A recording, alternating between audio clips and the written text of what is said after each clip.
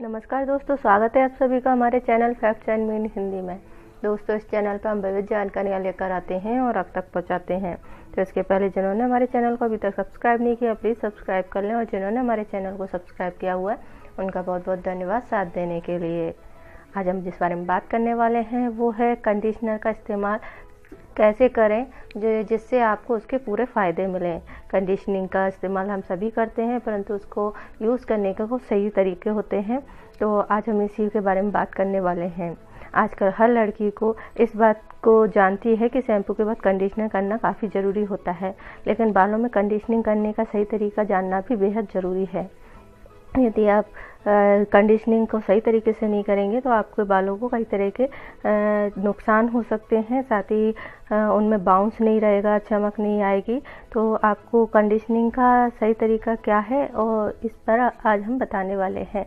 सही ढंग से कंडीशनर करने के लिए सबसे पहले तो यह जान लें कि जिस कंडीशनर का आप इस्तेमाल कर रहे हैं वो आपके बालों के लिए सही हो। जैसे कि आपके विभिन्न तरह के बाल हैं, कर्ली हैं, स्ट्रेट हैं, रफ हैं, ड्राई हैं, ये तो अपने बालों के हिसाब से सही कंडीशनिंग का चुनाव करें, जिससे यदि आपके बालों को जो चीज़ की ज़रूरत है वो आपको मिल जाए।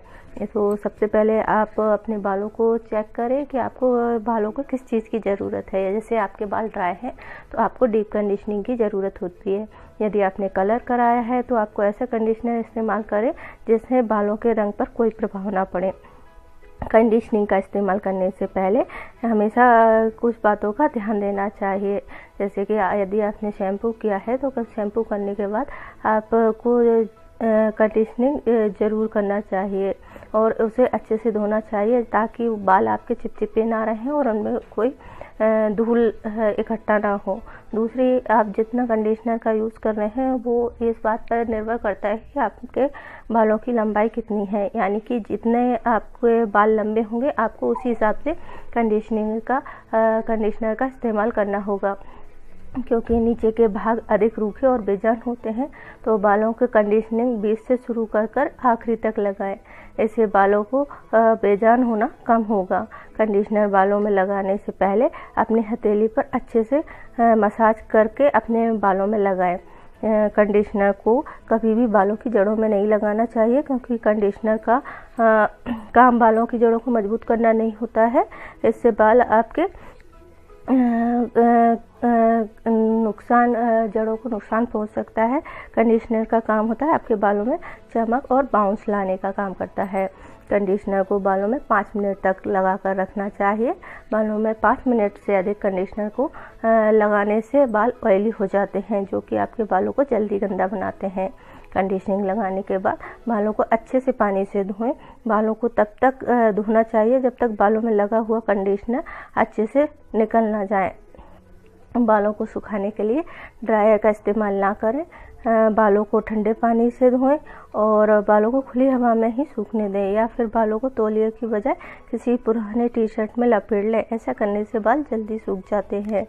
जब आपके बाल अच्छे से सूख जाए तो लिव इन कंडीशनर या फिर सीरम का इस्तेमाल अवश्य करें। इससे बालों में चमक और नमी बनी रहेगी। और आखिरी बात जो है कि कंडीशनर करते समय आपको ध्यान रखनी चाहिए वो यह है कि कंडीशनर का इस्तेमाल करने से पहले बालों को अच्छे से अवश्य धोएं।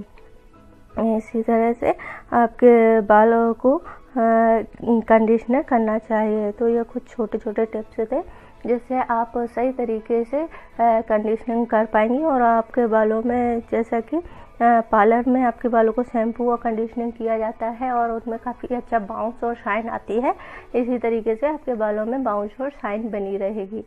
आशा है आपको ये जानकारी पसंद आई होगी। जानकारी पसंद आई है तो हमारे चैनल को सब्सक्राइब कीजिए, वीडियो को लाइक और शेयर कीजिए।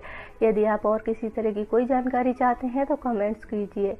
थम्स अप करना ना भूलें यदि आपको ये जानकारी पसंद आई है, ताकि हमें पता चले कि हमारे चैनल द्वारा जो जानकारी उपलब्ध कराई जा रही है वो आपको पसंद आती है। वीडियो देखने के लिए आपका बहुत बहुत धन्यवाद।